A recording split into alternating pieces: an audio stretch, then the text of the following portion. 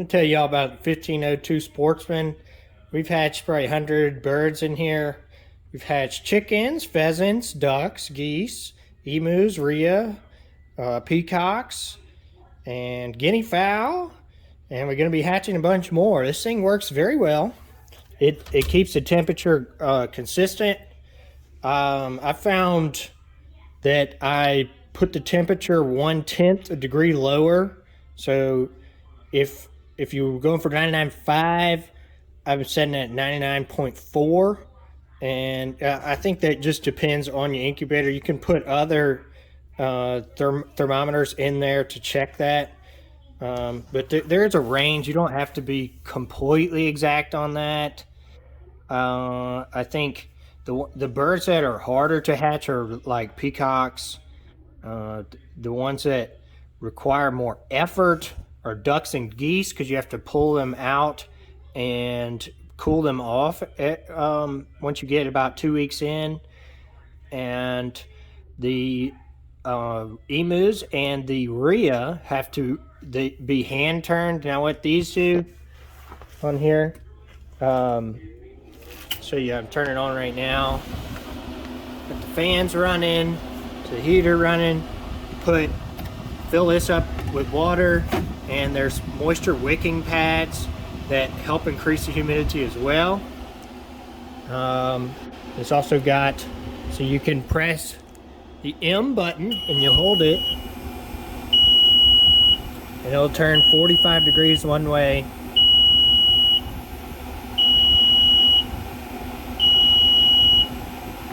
till it stops.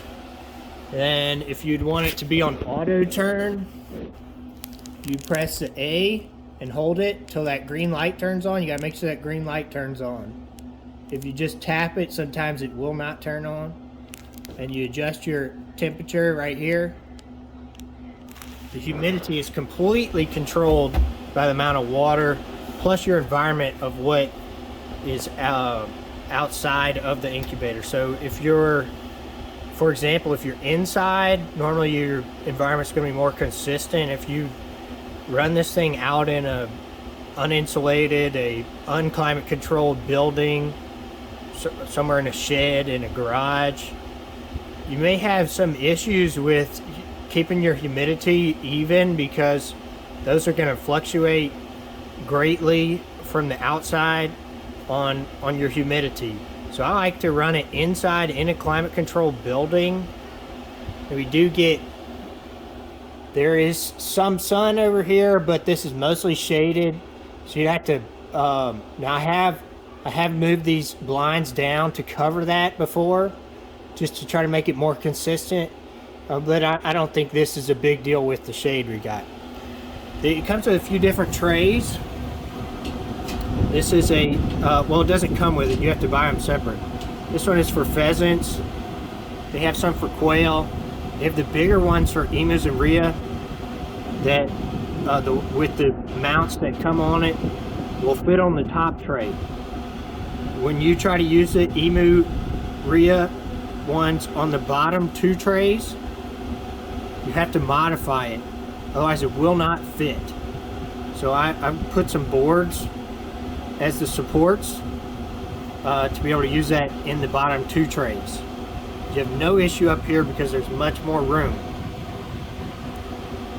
And so the emus and rhea still need to be turned at least once a day minimum, but it'd be better to do it 2-3 times a day, plus the automatic turning. Now, turning is mostly important in the beginning stages of incubation, and doesn't make, once you get around 2 weeks, turning is much less important, and even in some birds, not necessary. They can be just fine. And then once you're getting close to hatching, about 3 days before hatching, and it really depends on how many days, on what kind of bird it is, you would put it down to the hatcher tray, which they make. There are some non-slip little pads here that you put in. They're pretty cheap.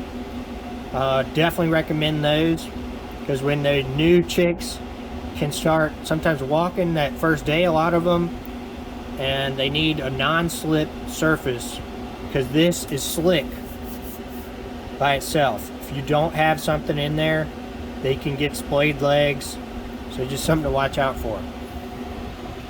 I do have one kind of complete, but I think anywhere you get a combination of incubator and hatcher together, you're getting one humidity level. So some birds, especially like geese, they need a higher humidity when they get down here. So if you're doing multiple birds, or you've got, let's say you put them in the incubator at a different time. So if you were just like every day adding eggs, they're not all going to be ready to go to the hatcher at the same time.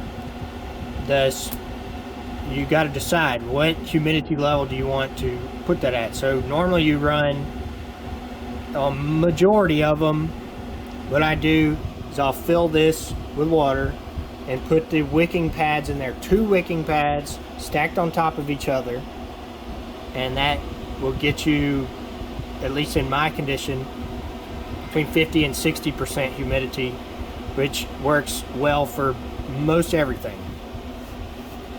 But when you get geese and they're ready to hatch, if you can push that 60 plus, even 70% humidity, it helps them hatch.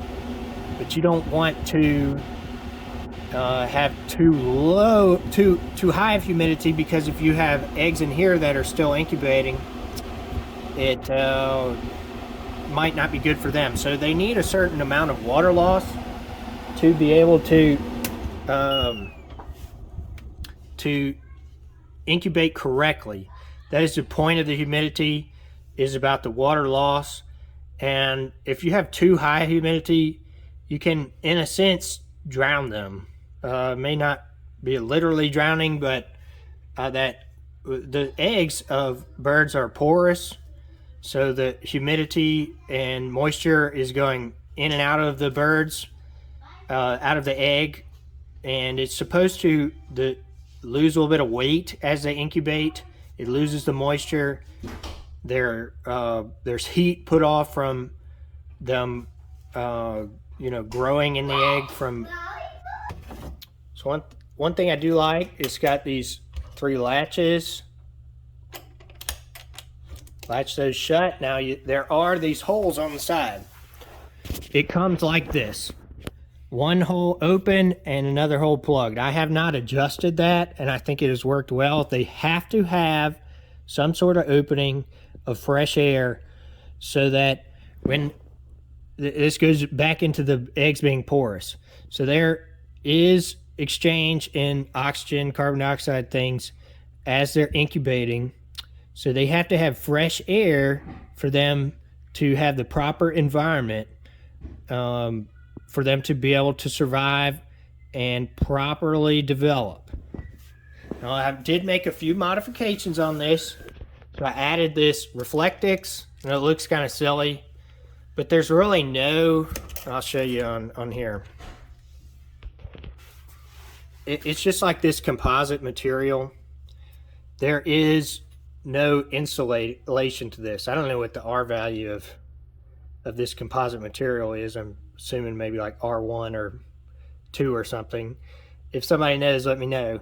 But this is just adding another R3 to that, and just to try to keep the temperature a little bit more consistent, save a little bit of money on electricity. The fan runs 24/7 when it's on, but the heating element would just kick on as needed. So if you can have something to keep it a little bit more insulated, where the heating element, which draws more power than the fans do, it would save you a little bit on electricity. Also, what it does, when you run out of power, if your power goes out and you don't have an automatic generator, the temperature is going to start dropping. And so you're going to want to get a generator started. I think it's a must to have a generator if your power goes out often, to be able to try to keep your birds alive. Because if you had, let's say for example, this thing filled with emu eggs, it could easily be thousands of dollars worth of eggs, and then if they hatch, you know, it could be multi-$1,000 in birds after they're hatched. So it's definitely worth the investment to have a generator. It's also what I have an additional backup. Right here I've got a UPS battery system, which I got off of Amazon. It runs it for about 1 to 2 hours from losing power. So this would never shut off at all if you're able to get your generator running or your power comes back on within an hour.